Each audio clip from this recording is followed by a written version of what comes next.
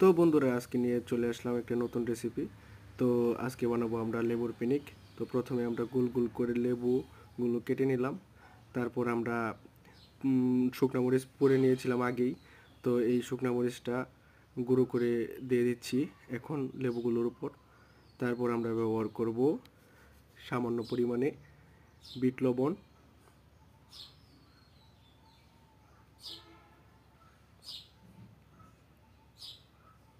তো এখন দিয়ে দেব আমরা সামান্য পরিমাণ বিট লবণ। তারপর দিয়ে দেব শুকনো মরিচের গুঁড়ো এবং নর্মাল লবণ। তো তারপর দিয়ে দেব ম্যাগি মশলা এবং সাথে দেব প্রাণ চাটনি, তেঁতুলের চাটনি আপনারা পেয়ে থাকবেন বাজারে। তো তেঁতুলের চাটনি দিয়ে দিলাম। তারপর এই পুরো মশলাগুলো মেশানোর জন্য ভালোভাবে মেখে নেব।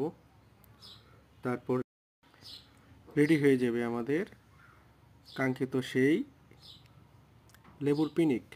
তো আমরা ট্রাই করব এখন লেবুর পিনিকটা কেমন হয়েছে। তো সবাই ট্রাই করলাম, অনেক স্বাদ হয়েছে, সুস্বাদু হয়েছে অনেক। তো আপনারাও ট্রাই করবেন আমাদের এই রেসিপি ফলো করে।